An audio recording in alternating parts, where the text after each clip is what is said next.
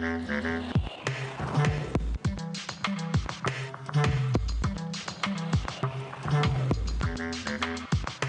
parole à Madame Marie-Hélène Deségaux. Merci, Monsieur le Président, Madame la Garde des Sceaux, Madame la Ministre, mes chers collègues. Nous arrivons au terme de nos débats. Le gouvernement a décidé de passer coûte que coûte, malgré notre opposition, malgré l'opposition de millions de Français qui ont défilé, qui font connaître chaque jour davantage leur désaccord.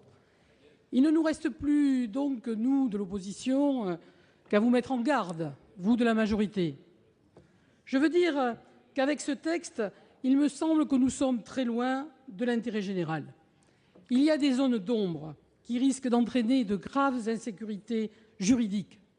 Vous avez eu manifestement beaucoup de difficultés à passer du débat éthique au registre de la loi, au registre du droit. Sans oublier, et personne ne les oublie ici, les risques d'inconstitutionnalité de ce texte, ces problèmes d'articulation avec le droit international. Notre désaccord vient de la définition de notre mariage. Le mariage n'est pas seulement, mes chers collègues, la reconnaissance sociale de l'amour, même entre personnes de sexe différent. C'est une institution qui inclut la perspective de la procréation, et l'enfant bénéficie d'une filiation paternelle du seul fait de la loi.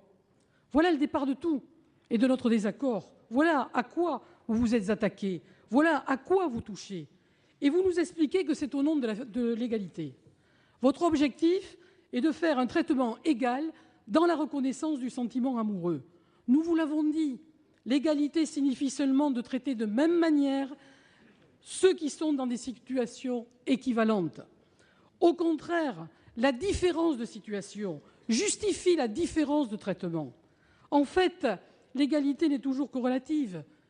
Et s'agissant de notre dossier, les couples de personnes de sexe différents et les couples de personnes de même sexe ne sont pas dans la même situation au regard de la procréation. Il n'y aurait pas eu de problème si le gouvernement avait prévu un texte seulement sur l'union civile qui aurait créé un contrat spécifique pour les couples homosexuels, un contrat d'union civile ouvrant les mêmes droits patrimoniaux, offrant même une protection juridique renforcée. L'erreur est d'avoir voulu aller plus loin, de passer à ce que vous avez appelé un mariage pour tous. Car derrière la formule, c'est un imbroglio juridique et un enjeu de société qui nous sont imposés. Imposés, c'est bien le terme. Car c'est un texte sur lequel le peuple français aurait dû se prononcer. Et moi, je n'ai pas attendu l'intervention remarquable, courageuse de notre collègue Nicolas Alfonsi pour vous dire ici qu'aucun sénateur ne peut vraiment prétendre avoir un mandat de ses électeurs pour décider ou non d'un mariage pour tous. Donner la parole au peuple aurait été juste, prudent, car une vraie réforme de société ne peut être pensée, réfléchie, conçue que de manière consensuelle. En outre, ma conviction, je vous l'ai dit, c'est que les enfants sont les grands oubliés de ce texte. L'intérêt supérieur de l'enfant n'est pas respecté.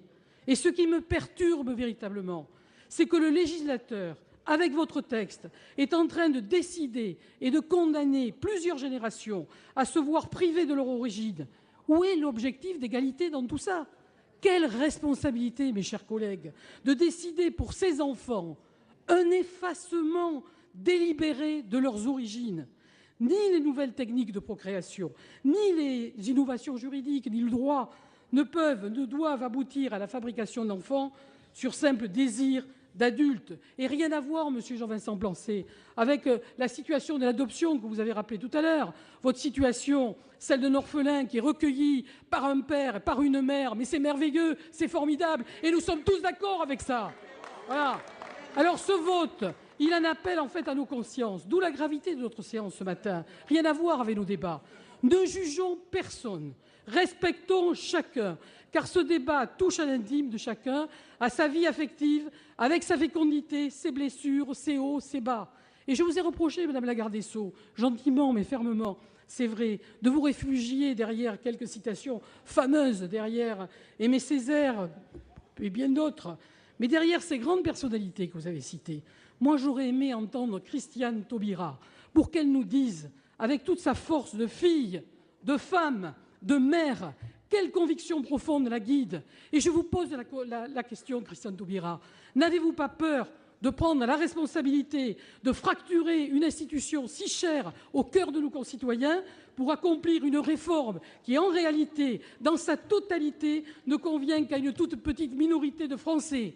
Quant à moi, Madame la garde des Sceaux, mes chers collègues, eh bien, avec toute ma force de conviction, Monsieur le Président, en conscience, je vous le dis, j'étais favorable à l'union des couples de personnes de même sexe, mais je demeure fermement opposé à l'adoption par ces couples, à la PMA, à la GPA, qui sont en fait dans ce texte en droit liés. Je voterai contre ce texte. Merci.